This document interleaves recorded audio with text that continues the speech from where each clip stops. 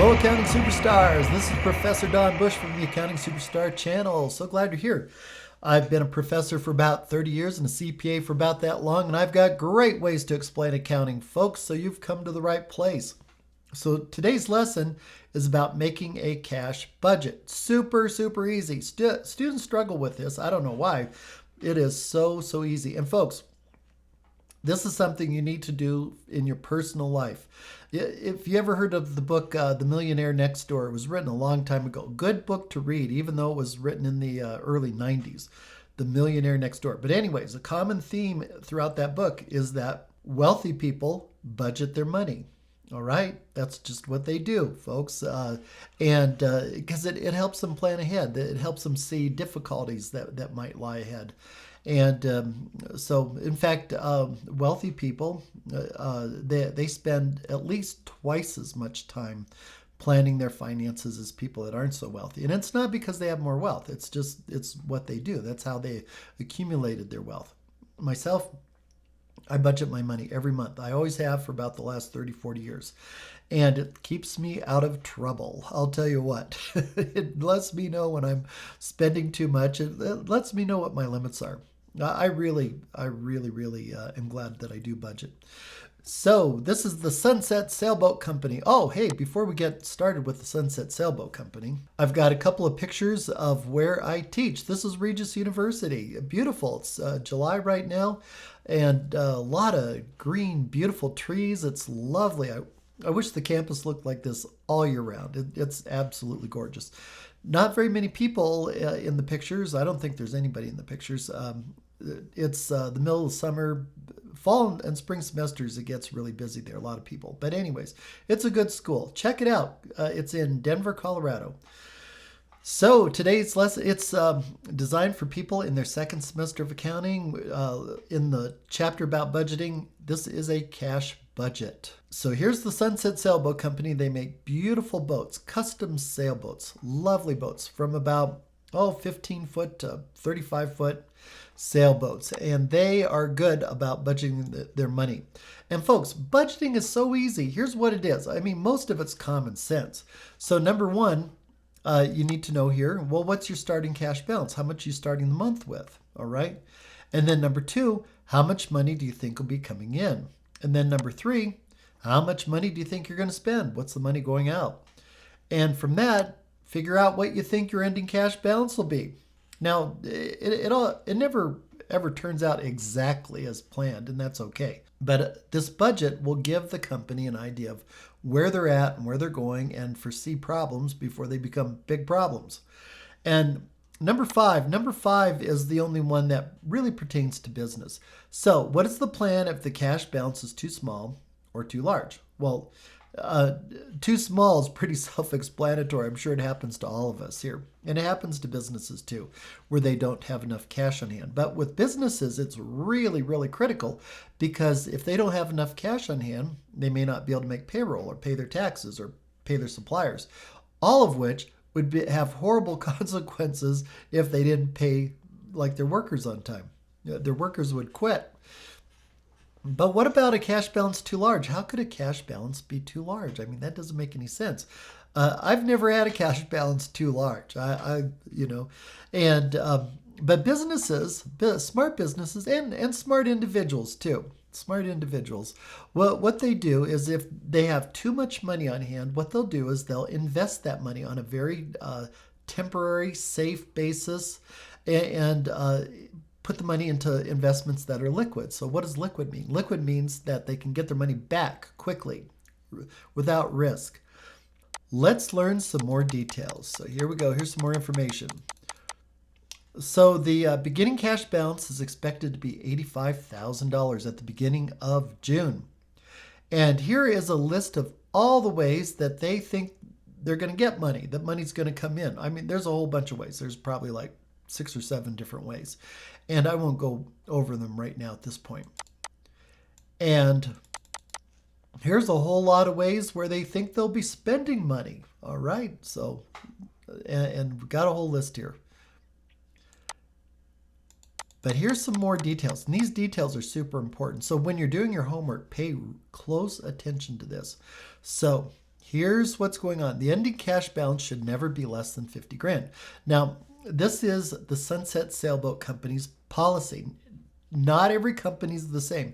Like Microsoft, it might be $5 billion or something, you know? Or if it's a tiny little business, it might be $50. Who knows? But for Sunset Sailboat Company, they don't want their cash balance to end up being less than $50,000 at the end of the month. And the reason why is they need money for payroll and paying their taxes and paying all kinds of things. And it's their policy that their monthly cash balance should never be greater than $100,000. Now, why is that? Well, if it's greater than $100,000, that means they've got some excess cash and they need to invest it. Also, if they get the money out of the checking and savings accounts and invest it, there's less chance of embezzlement, that kind of thing too. So now, here, get to know your banker. This next part is really important. And folks, man, I can't stress enough how important it is to talk to your banker way, way, way in advance before any problems happen, like months before. Now, Sunset Sailboat Company has a revolving credit line agreement with the local bank. So what is a revolving credit line? Revolving credit line is where Sunset Sailboat Company has made an agreement. They can walk into the bank and say, hey, bank, we're a little short on money this month. We need a loan for $10,000. And the bank has already pre-approved it. And so they'll get the $10,000 right away. And it's expected, Sunset Sailboat Company is expected to pay this money back ASAP, as soon as possible. That's how it works. Okay, so it's a working relationship with the bank, and it's something that Sunset Sailboat Company needs to respect. All right, if they have some extra money, they need to give it back to the bank. And the bank probably will want financial statements, maybe cash records or whatever, at the end of the month too, just so they have a little more assurance that things are going well. All right, so here are the details about that credit line. So the revolving credit line balance is currently $20,000. So Sunset Sailboat Company has already borrowed $20,000. And per the agreement, the Sunset Sailboat Company may borrow up to a grand total of $75,000. So they only have $55,000 left to go. And lastly, per the agreement, credit line balance must be paid back ASAP. So this 20 grand needs to be paid back if at all possible. All right. Now here's a couple of other things too. They're planning on buying factory tools, and you'll see. So they're planning on buying factory tools, but that purchase of the factory tools can be reduced down to $10,000 if necessary. So they're saying, if we have to cut, this might be a good place to cut. Also, temporary investments in the amount of $8,000 can be sold if necessary. So it's kind of like a savings account in a way. They've got some very safe temporary investments that they can sell really quickly and get the money. So, with all this going on, let's do the cash budget. Here it is. This is all there is to it. Beginning cash balance, add up all the receipts, write down all the different ways that you plan on spending the money, and then you figure out, okay, are we over, short? What are we going to do? That's this bottom section. So there you go. That's the cash budget. It's just that easy. So I'm going to split the screen so we can see how it all works. Here's what I have going. I've got the information up above, and I've got the cash balance down below, and all we'll do is transfer numbers. So here we go. The beginning cash balance, well, they believe the beginning cash balance will be $85,000. And I'm using the words they think and possibly, that kind of thing, is because we're talking about the future. They're planning for the future, and nobody knows the future for sure. So this is their best estimate. So there we go. Beginning cash balance, $85,000. And there's a lot of different ways that they think money's going to come in. For instance, cash deposits made by new customers ordering new boats, 50 grand. All we would do is put that right into place. Cash sales, customers paying cash for new boats, 190 grand. Right there. So put that into place. And we would put the rest in there too. I won't go over them, but these are all the different ways that they expect to get money. Now, what we do next is just get a little subtotal. So let's add up these receipts here, these cash receipts. So if we add up all these numbers, you get 558,000. So our total available cash will be our beginning balance plus what we think's coming in. This is how much we think we'll be able to spend. 85,000 plus 558,000. Then next, what we do is we come down to all the disbursements. So coming down there. So we've got labor payroll, 250,000. Employer portion of payroll taxes, 42,000. And so on and so forth. I won't go over each and every one. Now, folks, here's something here. The purchase of factory tools. Right now, they are hoping to spend $30,000 on new factory tools. They need some new factory tools. But if you recall, they can reduce that if necessary. They can reduce it down to $10,000 if they have to. And they may have to. So let's see here. So the total cash disbursement, so all the money they plan to spend adds up to $657,000. All right, so here's the moment of truth. Drum roll. Are they going to have too much cash or too little cash or just the right amount of cash? What's going on here? So let's see here. So what we're going to do is take our available cash right here. This is our total available cash. And what we do is we subtract away our disbursements. And let's see what we have. Oh, a negative 14,000. Not cool. Okay.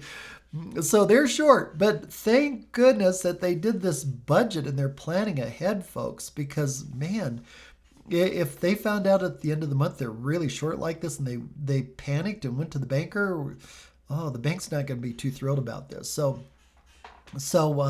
the bank likes, they like businesses that are organized, that are looking ahead. So what they'll want to do is they may want to make arrangements to draw on that credit line like now rather than later. So they're short. Okay, so what are we going to do about it? Well, they might have to sell those temporary investments, that $8,000. It probably wouldn't be a bad idea to do that. So if they did, that would bring in some money. It looks like they're still short. And they can only borrow so much on that credit line too. They only have another 55,000 that they can borrow. All right, so we have to make a choice here. Gosh, it looks like even if they borrowed the total 50 grand, they'd still be a little short. And it might be good to have a little cushion here too. You know, you don't want to play things too tight here because you never know how things are really going to go. So what I'm saying is with this credit line, they already have borrowed 20,000 and they can borrow up to 75. So that leaves them with 55,000. That'd be cutting it really close. So you know what I think, what I would do if it were me. These factory tools, I would change that from 30,000 down to 10,000 and just tell the people on the factory floor, we'll get those factory tools. We're just not going to get them this month. All right. So if we do that, the excess or deficiency is now 6,000. Well, that's better than the minus 14,000 or whatever it was. All right. So here's what's happening. So we still got to think what's going on. We want to have at least $50,000 at the end of the month. Right here. Do you remember this condition? Ending monthly cash balance should never be less than 50,000. Okay, so if they end up the month with 6 and they can sell those temporary investments for 8, that's 14,000.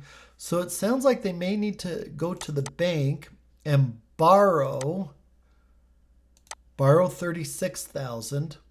And if they do that, the 6 and the 8 and the 36, I think that adds up to the 50,000. It does here. So 14, yeah, it does 50,000.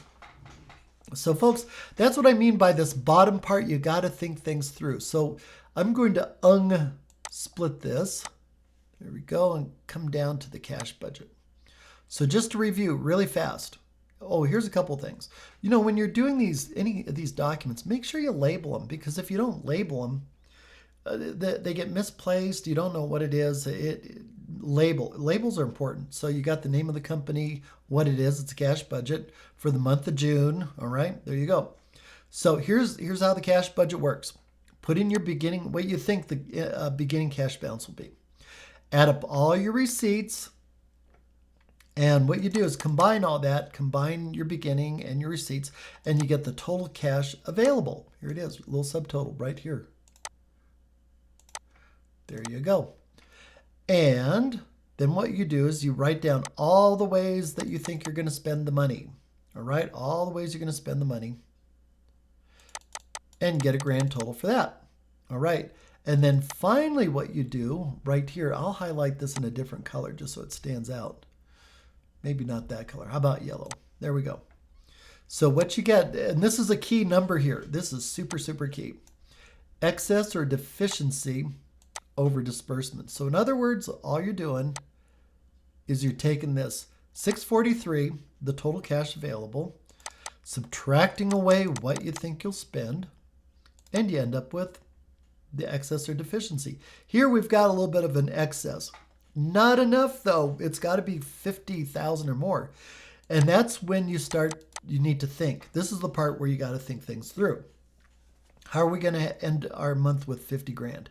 In this case, what they did, they sold temporary investments of 8,000, and they're going to the bank and they're saying, hey, bank, we're going to need 36,000, and the bank should approve it because according to their agreement, they can borrow up to a grand total of 75. They've already got 20 grand out. It'll be really important for them to do better next month and pay down this credit line. So anyways, folks, I hope that helped. Hey, hit the like button, hit the subscribe button. It helps me out. It helps YouTube know that you like this. Also, check out accountingsuperstars.com. I've got all the videos online on my webpage, accountingsuperstars.com, and they're listed by topic, so they're easier to find. So until next time, over now.